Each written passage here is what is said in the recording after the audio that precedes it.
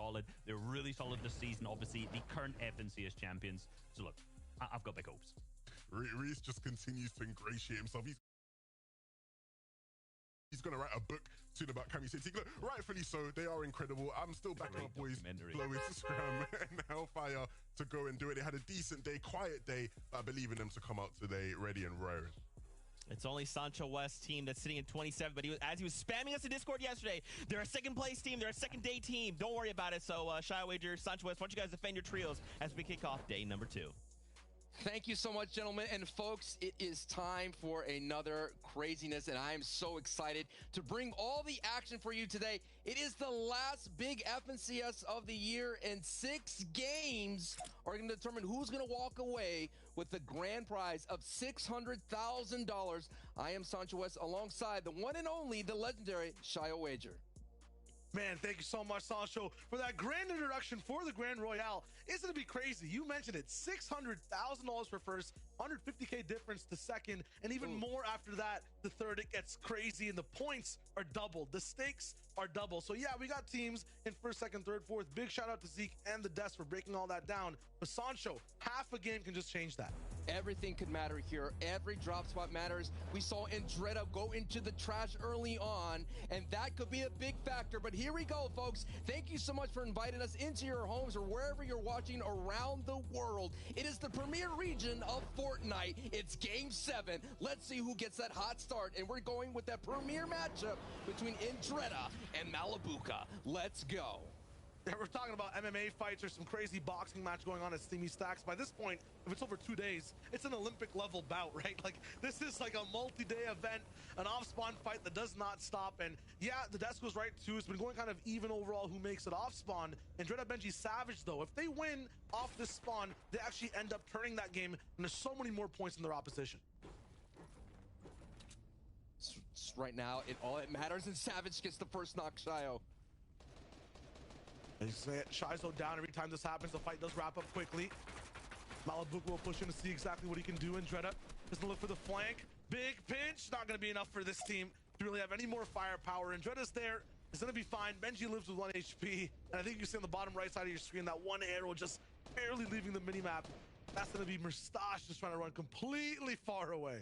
Talk about a ruthless push, a barrel stuff from Benji Fishy right there to get those elimination, and what a great start to day 2. Hey, double the points. That's 8 points right there for all the Benji and Andretta and Savage fans.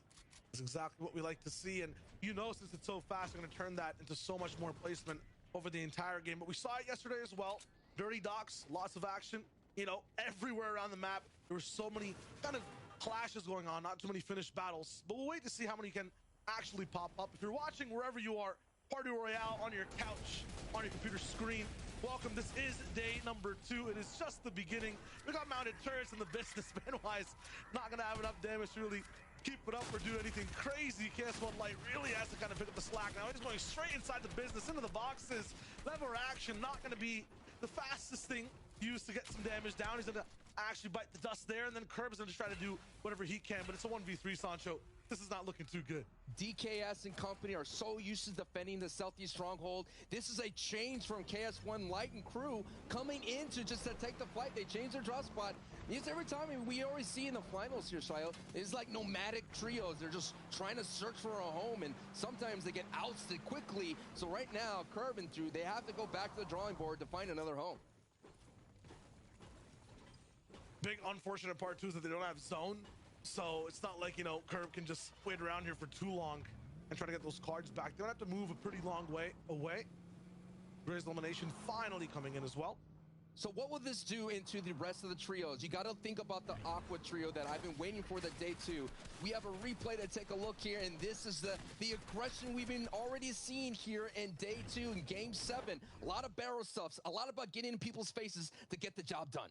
You're talking about getting the job done to an absolutely excellent grade. That's going to be the POV on your screen. Thomas HD, Queasy, and Us, the current first place team, and they only get better when there's 2 days of competition. The thing is, though, this is the most different POV we've kind of seen from this team over time. Usually they're behind people, right, Sancho? When you're running a race and you see someone in front of you, you can get motivated. You want to run faster. But this is the first time they're in the lead and have to hold on to it to a day 2. It's very different stakes. Exactly, and that's what Thomas HD said. It's a difference between trying to catch up to first place and being in first place. It's so interesting to see in social media, everybody was talking about day 2 is the real deal. Day 2, we're going to make a comeback. The time is now. And you've seen that Thomas HD did not wait for day 2. He started with day 1 with 48 solo impact points in the day. What does that mean for the people at home? Essentially, he was responsible for 48 points by himself, and that all started with that game 1 clutch. Yeah, he basically has more points by himself than about like 5 teams inside the competition today. That is just absolutely insane. And then he has a Nas and Feezy to play with as well. Every time they're all alive, they end up just winning a game. They had back-to-backs yesterday to just round off the day, which was cool to see. And they're sitting inside the top 10 for more than half of their games, which is really, really good. Past that, though, many different teams on the scene. You got Teak at the bottom left, Tayson on the right, a little bit of a perspective inside your top 4 and how they're playing. Also a perspective on Legends overall. I want to talk about that second place team for a little bit. Kefi, PKR, Melody. You mentioned it, Sancho, right? First grand finals, and Zeke and Levin were also talking about it with Reese. They kind of play everything like a cash cup. They kind of do things in a very, you know, new type of, hey, what's going on here way, against the grain, very basic, very just casual, nuanced type play.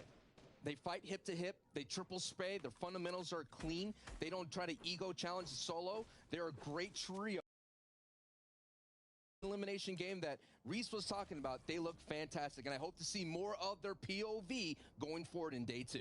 Well, absolutely. It's kind of like if there was a video game type high school or a Fortnite high school, they'd be the main character surrounded by legends, just entered the scene and are playing insane in their old, or in their own way with like an old gaming setup. They might not have like the craziest tech to play with either. It's nuts. And here they are landing somewhere right beside the pyramid in the middle of the map. Used to be called the Convergence. They have so much loot to work with, Sancho. And what, they're landing on the gas station, right? No one can really contest them. It's such a niche small drop, but they turn that small start into huge impact. It's quite amazing to see the amount of power weapons that get out of this gas station. As you see, as Melody here led all EU players with 19 eliminations. This first ever time here in a final stage. And it's so interesting to see how they work together. They actually take a lot of popular Storm Surge strats. This is what hurt Aqua, believe it or not. Do you think Aqua would want to go to that southern Pleasant Park spot? This team was there. They're there in all these places, and they get a lot of the job done from a distance. And they're pretty invisible, too, when they're doing it. A lot of the times, the teams that go for these bases sometimes get overrun. You're mentioning Aqua. He's the one to push them and get them out of the way. But with the pyramid in the way now, it's not as easy to traverse the center of the map. At the same time, we're going to Skite over here. Did he just walk up to Ghostless? Yes, sideways. Someone said pick him up. That man's not a bot, not a zombie at all. That's Skite rolling in. That's insane. Ghostless, if you guys didn't watch yesterday, his team was basically the troll under the bridge, the toll gate for the entire south side to move up to the middle of the map or to the north of the map. For Skite to just walk in there and take away basically like a mini boss by himself, that's just insane. And that's for your first taste at the sideways anomalies that are all throughout the map. That is basically puts you into this sideways area, and you have to fight these monsters or whatnot. And that gives them great shield. That's why their opponents go into there. But now we get a taste of Force, Bad Sniper, Laxos there, who are definitely looking for that day 2 bump. As of course, Force is an Asian FNCS champion, trying to do what Muzz did, become a 2-time FNCS champion cross regions. Yeah, for Bad Sniper's team right there, it's just unfortunate. They don't look as flexible every time they get pressured. It's like an arthritis type beat every time they get lobby focus, Sancho. They can't just flex their joints to be able to get out of tough spots. I think that's exactly what they need to work on today to do that. Opposite though for Taste and Chapix, and every time you see them in a bad spot, they end up just getting some crazy impact elimination, moving after that. They've been in so many different spaces of the game, sometimes controlling high ground, fighting in mid, controlling low. I think they're the most adaptive squad everywhere, but Levin mentioned it yesterday. They don't have everything together. Kind of like split personalities. They're not really working as a team completely. It's kind of random all around, but it is working out for them overall. I would say definitely the top 4. 3 of those teams do have those solo clutches. We saw it all day in day 1. You would have Thomas HD clutch, you would have Hen or Chapix clutch or Tayson, and at the same time, the only trio that didn't really have that problem was Kefi, PKR, Melody. I mean, they all were all together at the end game. So the question would be in day 2 for Tayson, Hen, and Chapix is, will they be all together at the end? Because we've seen it when they're all together at the end, they could get those victory rails quite easily, but you're right. They make it quite harder for themselves considering that's usually 1 or 2 people operating at the end game. I see like Hen tarping randomly. Why is Hen tarping? Hen, out of all people. Building, stop that. Let him shoot, bro. Let someone else roll in and tarp. So we'll see how it works. For Employer Save it, Matzo as well. 149 points rolling in. They were really under our radar the whole time, right? I think we saw them. You know, when you go back, look at the Easter eggs for a TV show, and there was the one villain behind the scenes 24/7. This was that team. We saw them rotating behind the scenes with some other big team when they have their big moment. They just rode by. Yeah, coming from Coral Castle, you will be underneath. You will be in a shroud of darkness if you're coming from there. It's not a popular POI that does not develop championships, but Save It, Amplify, and Matzo are making it work. And I think it's their mid-layer, the mid-ground game is what they've been doing really well. And Amplify has been popping off. They had a slow start, but those last 2 games, they were able to get some big eliminations and a lot of placement points. Yeah, we're also mentioning, once again, circling back to Thomas HD, Queasy, and Nas. I want to see what's happening between him and his team, Thomas HD, and then Seti Kemi and Teak, right? The relationship both of them have. Because Seti Kemi Teak won the last FNCS. Reese was talking about their low ground prowess. It's so great, right? And he's looking for them to win today. Let me break it down, Sasha, for you, for how Seti Kemi Teak just activate and win tournaments, right? They're the kid, if you're looking at it from a college perspective, that just studies while everyone else is partying, right? And everyone else is usually partying on height. They get to study on low ground 24/7, ace the grades, get all the points, win the tournament. The thing is, though, there are no more parties on high ground anymore, right? It's getting a little bit more crazier in mid. We're not seeing too many retakes. So now there's a new exchange student coming in, Queasy and Us Thomas HD, right? They didn't get to show up in the last section of gameplay too much, but now they're studying all the way on height, and their textbooks are cleaner. Their knowledge is more recent. They're going to the office hours as well with the teacher. It's crazy. And they're getting more points because of that, the Victory Royale, the placement. And they do it again today in double points. I don't know how many books and plays Seti Kemi and Teak can make, but low ground can't do what height does and what Thomas HD does. Here are all the students of the game of Fortnite. You're seeing all the positions. We saw in the feed that Noah Riley, those people that tend to always ace the test, was able to take out a former FNCS champion in Kirachi's trio. So Noah Riley, Vidil, and Janice are looking really well. They started great in day 1, too. So let's see what they can do here in this day 2. And like you're just seeing, again, the same thing, more cautious here. You know, with $600,000 up for grabs here for that first place. A little play a little bit tight to the chest. Talk to me, who's a pharaoh of this zone? Because it kind of looks like we might be going towards the pyramid, staying a little bit to the middle of the map right now. We saw a lot of high bases before. Cappy's trio. Cappy's trio will be the one. Yeah. So? Okay. They're already in prime position right now. Their fundamentals are clean. Like I said, they triple spray. They work together. They move together. PKR is a great tarper. He puts them in those prime positions, and Kefi and Melody are just the ones that are just racking up those eliminations. They play like sound trio gameplay. It's very clean, and it's very basic, and it's working for them very well. Every team playing so close to the chest right now, too. Not much action to look at in terms of fights. Everyone's going to be hunting for damage. Why is that, Sancho West? Why are teams going for damage? Well, if this is your first time watching, you're in for a treat for the day 2 action, but it is something you have to be concerned about. It's called Storm Surge. It's a way to penalize teams who are being way too passive. And so the less damage you do, the more behind that 8 ball that we said yesterday being Storm Surge damage, and you will get 25 ticked of HP damage, and it kind of appears itself 3 times. So we're getting close to that mark here. It's about to appear in the next storm circle here. But the team right here, Noah Riley, 3 eliminations. Don't really have to worry about it. And you have to be worried about that team because we do know Noah Riley and Vidil could definitely turn it up and rack in those eliminations. But here it is, Alphafly, Save It, and Matzo taking a box fight. And it's because of Storm Surge. You can't build a base at all. And yeah, they're going to roll in. 193 damage below, but they only pick up the last half health bar of the enemy that we're fighting. So they fall even further. Haven't gotten enough damage. They have to go for another fight straight away. Wow. This is getting crazy. Wow. But once again, only 34 damage. That player was also weak. Yeah, they just ran through him, but they're getting hurt still, Sancho. 97 below. They might have taken a digit off the overall threshold, but they need so much more. So let's push a 3rd team. Oh my goodness, that was a nice play. That was a box play. They fully boxed up that other Crow member easily peasies. But yes, this is what happens. This is the result of Storm Surge. You don't do that homework, you can be heavily penalized, and you're gonna have to do something you don't want to do and push a team you don't want to do. Hey, and a big change. Analyx's trio is actually rotating early, and they're ahead on Matzo, Amplify, and Save It. 19 players have to go down to the Storm Surge to turn off. Looking over here as well, we see a little bit of an early clash between Thomas HD. On the other side, I think that was Tayson we were watching. Maybe Janice always getting them confused every time I see one name. I expect the other right beside him, but they're going to be looking good, not all the way towards the center of the zone. One team actually launch padding, looks like all the way there. Might be one of those free pads available at these bases. But man, going to be tough when every team is playing so close to the chest. Once again, you saw Storm Surge just barely activate, close immediately as everyone just explodes around the map. Reason picked up a few eliminations as well. What's the NOS doing? No. What's the NOS doing? It's the pressure. The pressure that's occurring here, and now you're seeing the other type of pressure of these pushes all over the place. This is what happens when Storm Surge is activated. It makes a lot of ping pong go happy. There is that full box play. The hotness is there, and they're working as a trio, and that is why. I mean, a lot of the people, they were in the top 5, and it's because that trio synergy is working strong with them. And considering, it feels like if you play with Amplify and Matzo, I think you have like 1 or 2 seasons before the honeymoon phase is over. That's why Benji's trio was able to do really well. I mean, let's be real. They do really well in initial outset, and Save It has been able to fill in the role nicely as that third member of the Amplify Matzo vibe. I always miss when ADM was rocking with the crew, though, you know? Yeah, yep. That was the classic vibe, the peak nostalgia. But Save It, man, like, you know, we call him the reboot king, so to speak. But this man, when it comes down to it, all the way towards the end, he surprises people the most. The positions he puts himself in to just pop off. Different than every other prestigious player, and he just makes it work. He's definitely a fan favorite too. You know, a lot of people, Levin loves him. You know, Levin's one of those guys that roots for him as well. And you're just seeing how they're working together. Look at this triple spray against Analyx, not be able to withstand this.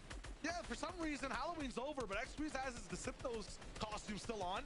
You know, we saw that team rotating from the south, always getting beamed apart and not making it towards mid and end game. 4CR, Analyx, X-Squeeze are just getting beamed.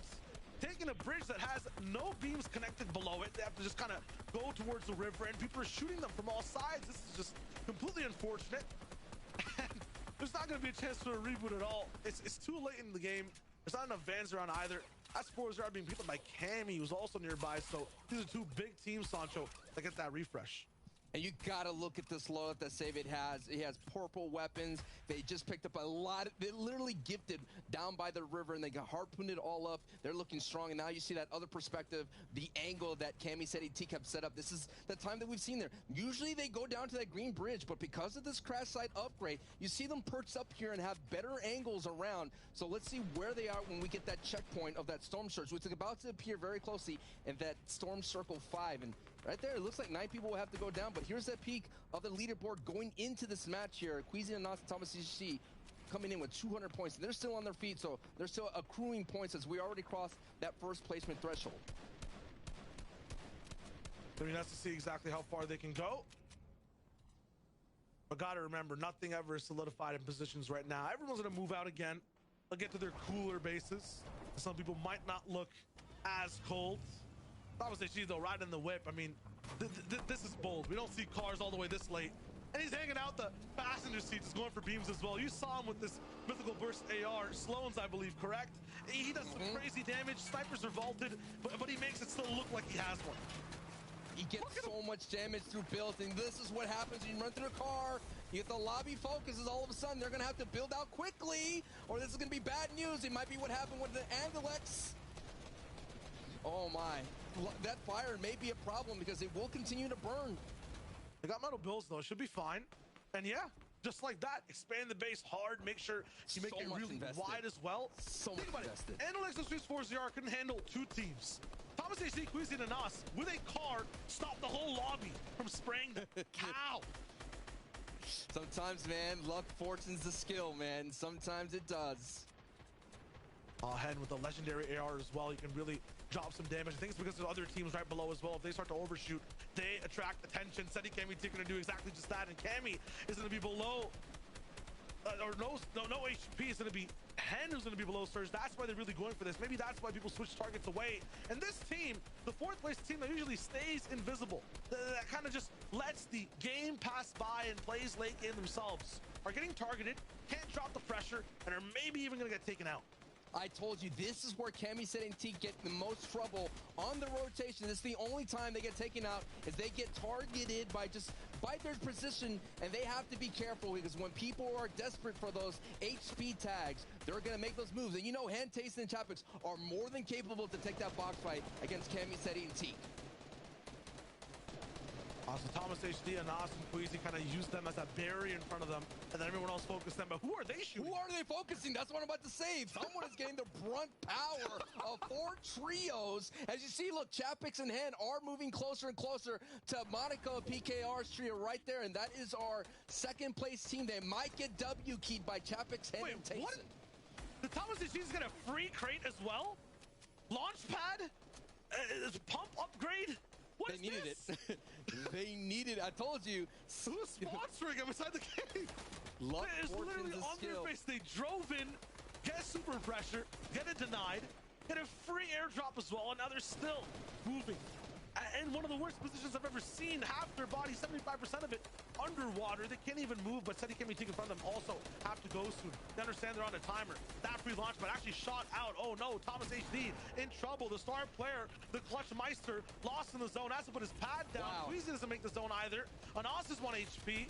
I mean, we've seen clutches before. It's how Thomas started day number 1, but he has to, and he will have to do it again on day 2. He was able to clutch from like 60 people were alive.